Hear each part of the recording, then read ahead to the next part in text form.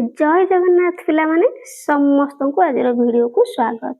तुम भाषा महक बहिर पाठ 13 कबाड़ी खेलर मजा ए सुंदर चैप्टर प्रश्न उत्तर गुड़िक आलोचना करनेबा। आस कथा हेबा। क तुमे खेलिबाकू भल पाओ कि? हाँ मु खेलिबाकू बहुत भल पाए। ख तुमे सांग मानक सहित तुमे केउ सबु खेल खेलिबाकू भल पाओ? उत्तर मु मो सांग मानक सहित लुचकाली, क्रिकेट, कबाड़ी, बैडमिंटन, डाबरपुआ, बाटी बा गुल्ली खेल प्रभृति खेल खेलिबाकू भल पाए। ग आम देश रे केउ खेल सबु लोकप्रिय? उत्तर आम देश रे क्रिकेट, हॉकी एवं फुटबॉल भली खेल गुड़िक बहुत लोकप्रिय। घ निर्दिष्ट पर्वपर्वाणी रे तुम अंचल रे केउ सबु खेल खेला जाए? उत्तर आम अंचल रे गोटे मुख्य पर्व रज पर्व। एही पर्व समय रे मुख्य खेल दोली खेल सहित पुची खेल, कबाड़ी खेल और ताश खेल मध्य खेला जाय थाए। आम देशर जातीय खेलर नाम कौन कुह? उत्तर आम देशर जातीय खेलर नाम हेउछि हॉकी। च आम देशरे हॉकी, क्रिकेट खेल परी आउ केउ खेल अधिक लोकप्रिय? उत्तर आम देशरे हॉकी और क्रिकेट खेल परी कबाड़ी, फुटबॉल, वॉलीबॉल और ताश खेल मध्य बेस लोकप्रिय। पिला माने एठी लिखिबो लोकप्रिय। आगु को जिबा पिला माने आस उत्तर लिखिबा।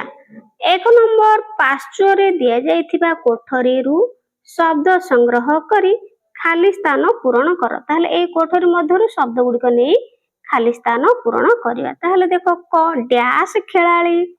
ताहले पिला माने एठी लिखिबो एठी तळे अछि देखो टिके छोट कर दोउची तळे देखो महान खेलाली हैला। ताहले एठी महान लिखिबो महान खेलाली। से भली शारीरिक डैश ताहले शारीरिक एठी देखो विकास एठी लिखिबो शारीरिक विकास। से भली गरे डैश वार्ता ताहले एठी लिखिबो भाईचारार वार्ता हैला भाई चारार वार्ता। घ डैश प्रमुख पर्व ताहले रज प्रमुख पर्व। पांडव और कौरव माने डैश घरे अस्त्र विद्या शिक्षा करुथिले। डैश घरे पिला माने आखड़ा घरे हैला आखड़ा घरे। च प्रथम कबाड़ी विश्वकप डैश मसियारू आरंभ होइथिला। ताहले एठी लिखिबो 2004 मसिया हैला। प्रथम कबाड़ी विश्वकप 2004 मसियारू आरंभ होइथिला। छ भारतर ओ डैश दल कबाड़ी खेल रे पारदर्शिता देखाई छंती। ताहले पिला माने एठी लिखिबो देखो एठी अछि महिला हैला एठी लिखिबो महिला भारत र ओ महिला दल कबाड़ी खेल रे पारदर्शिता देखाई छंती। ए भली सब शून्य स्थान गुडी को पूर्ण करनेबो। ताहले देखिबा आगो को कोन प्रश्न रही छि पिला माने। तो एठी देखो 2 नंबर तळे दिया जाइथिबा छवि देखि खेलर नाम दे। ताहले एठी पिला माने खेल गुडीकर चित्र देइछि चित्र गुडी को देखि खेलर नाम लिखिबा। ताहले पिला माने एई खेलटी होछि कोन हॉकी खेल एठी लिखिबो हॉकी। से भली एई खेल होछि पिला माने कोन क्रिकेट एठी लिखिबो क्रिकेट खेल। एई खेल पिला माने कोन कबाड़ी। तू माने खेलिछ कबाड़ी खेल एटा होछि ना कबाड़ी। से भली आगु को देखिया कोन कोन खेल रही छि सब। ताहले पिला माने एई खेल होछि फुटबॉल हैला लिखिबो फुटबॉल। ठीक अछि। नेक्स्ट एई खेल होछि तू माने गां गळी रे खेलिथिबो आ जानिथिबो पुची। एई खेल होछि दोली हैला। तापर देखो पिला माने आगु को जिबा एठी देखो आ दुईटी खेल रहला। एठी देखो पिला माने नटुटी घुरा होछि तेनु लिखिबो नटु खेल हैला ନଟୁ ଖେଳ। ଇଏ ହଉଛି ଜରେ ଦେଖ ଜାଣିଥିବ ତୁମେ ମାନେ ଲୁଡୁ ହେଲା। ଇଏ ହଉଛି ପିଲାମାନେ ଲୁଡୁ ଖେଳ ବୁଝିଲା। ଆଗକୁ ଯିବା ଦେଖିବା କଣ ପ୍ରଶ୍ନ ରହିଛି। 3 ନମ୍ବର କ ସ୍ତମ୍ଭରେ ଦିଆଯାଇଥିବା ଶବ୍ଦର ଖ ସ୍ତମ୍ଭରେ ଅର୍ଥ ଦିଆଯାଇଛି।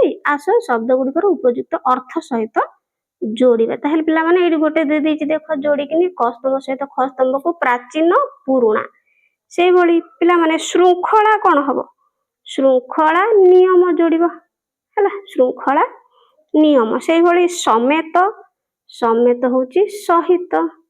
ସେଇଭଳି ମାନସିକ, ମାନସିକ ହଉଛି ମନର ଭାବନା। ଏକତା, ଏକତା ହେଇଯିବ ପିଲାମାନେ କଣ? ଅଭେଦ ଭାବ। ସେଇଭଳି ପ୍ରମୁଖ, ପ୍ରମୁଖ ହେଇଯିବ ପିଲାମାନେ କଣ? ପ୍ରଧାନ। ଏମିତି ଯୋଡି ନବ। ଆଉ ଗୋଟେ ରହିଲା ଆମୋଦ, ଆମୋଦ ଅର୍ଥ କଣ? ଆନନ୍ଦ ହେଲା। ଏଇଭଳି ତୁମେ ମାନେ ଯୋଡି ନେବ କ ସ୍ତମ୍ଭ ସହିତ ଖ ସ୍ତମ୍ଭ ବୁଝିହେଲା। ତାପରେ ଦେଖିବା ଭାଷାର କଥା ପଢ, ବୁଝ ଓ ଲେଖ। 1 ନମ୍ବର ନିମ୍ନଲିଖିତ ଶବ୍ଦ ଗୁଡିକର ପ୍ରତିଶବ୍ଦ ଲେଖିବା। ତାହେଲେ ପିଲାମାନେ ଭାଇ, ଭାଇର ପ୍ରତିଶବ୍ଦ କଣ ହେଇଯିବ? ଭ୍ରାତା ଲେଖିବ ପିଲାମାନେ ଭ୍ରାତା ଠିକ ଅଛି। ସେଭଳି ଖରେ ଦେଇଛି ଘର, ଘରର ଲେଖିଦବ ଗୃହ ପ୍ରତିଶବ୍ଦ। ଶରୀର, ଶରୀରର ଦେହ ବା ତନୁ ହେଲା ପ୍ରତିଶବ୍ଦ ଦେହ। ଏକତାର ଗୋଟେ ପ୍ରତିଶବ୍ଦ ଏକତାର ମେଳ। ଏମିତି ସବୁ ପ୍ରତିଶବ୍ଦ ଗୁଡିକ ଲେଖି ନବ। ନେକ୍ସଟ 2 ନମ୍ବର ନିମ୍ନଲିଖିତ ଶବ୍ଦ ଗୁଡିକର ବିପରୀତ ଅର୍ଥବୋଧକ ଶବ୍ଦ ଲେଖ। ତାହେଲେ ପିଲାମାନେ ବିପରୀତ ଶବ୍ଦ ଲେଖିବା। ପ୍ରାଚୀନ, ପ୍ରାଚୀନର କଣ? ନୂତନ ଠିକ ଅଛି। ଖରେ ପୂର୍ବ, ପୂର୍ବର ପଶ୍ଚିମ ବିପରୀତ ପଶ୍ଚିମ। ସେଇଭଳି ଗରେ ପଡିଆ, ପଡିଆର ଉଠିଆ ହେଲା ଉଠିଆ।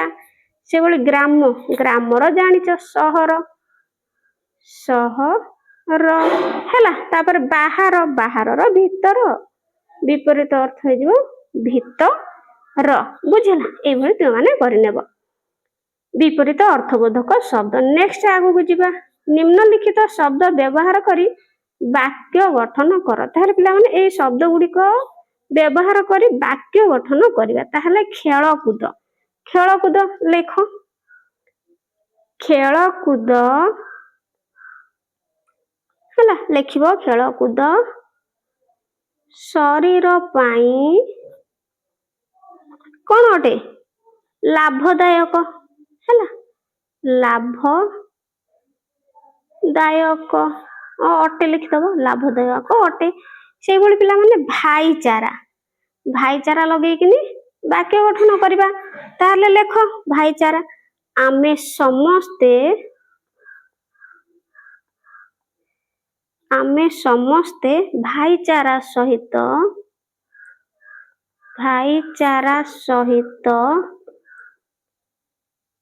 ବାସ କରିବା ଆବଶ୍ୟକ, ବାସ କରିବା ଆବଶ୍ୟକ ହେଲା। ଏଇଭଳି ବାକ୍ୟ ଗଠନ କରିନେବ। ନେକ୍ସଟ ବିଜୟୀ। ତାହେଲେ ବିଜୟୀ ପିଲାମାନେ ଜାଣିଥିବେ ତୁମେ ମାନେ ଭାରତୀୟ କ୍ରିକେଟ ଦଳ। ଲେଖୁଛି ଏଠି ତୁମେ ମାନେ ଲେଖ ଭାରତୀୟ କ୍ରିକେଟ ଦଳ ହେଲା 2026 ମସିହା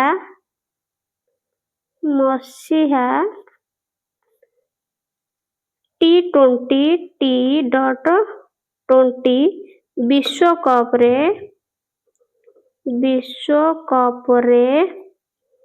ବିଜୟୀ ହେଲା ହେଲା ବିଜୟୀ ହେଲା। ଏମିତି ଲେଖିପାରିବ। ନେକ୍ସଟ କବାଡି। ତାହେଲେ ପିଲାମାନେ କବାଡି ଖେଳ ଲଗେଇକି ଗୋଟେ ବାକ୍ୟ ଗଠନ କରିବା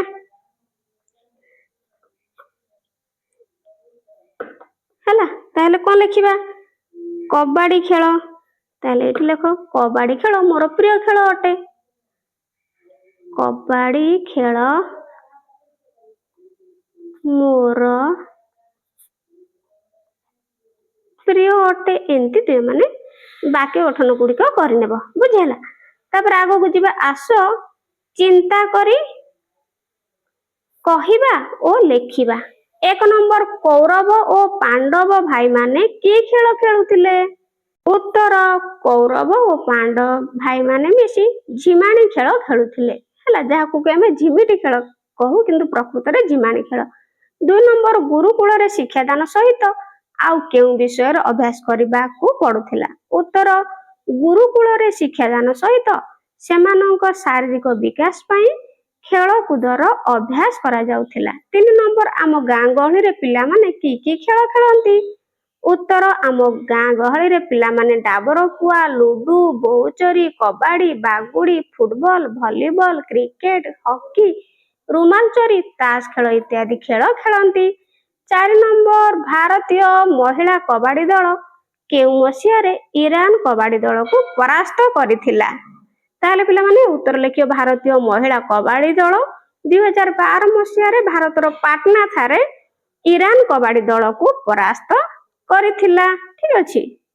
ନେକ୍ସଟ ପ୍ରଶ୍ନ ରହିଛି କେତେ ଜଣ ଲେଖାଏ ଖେଳାଳି ଗୋଟିଏ କବାଡି ଦଳରେ ରହିଥାନ୍ତି? ଉତ୍ତର ଗୋଟିଏ କବାଡି ଦଳରେ ସାଧାରଣତଃ 7 ଜଣ ଲେଖାଏ ଖେଳାଳି ଥାନ୍ତି।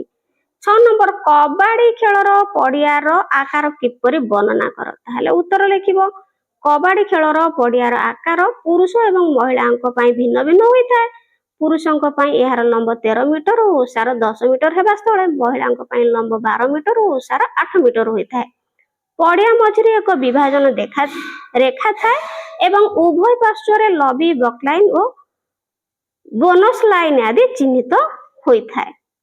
ତାହେଲେ ପିଲାମାନେ ଏସବୁ ତୁମର ପ୍ରଶ୍ନ ଗୁଡ଼ିକ ଥିଲା। ଉତ୍ତର କରିନେଲେ ଭଲ ଭାବରେ ବୁଝିପାରିଲ କି ନାହିଁ କମେଣ୍ଟରେ ଜଣେଇବ।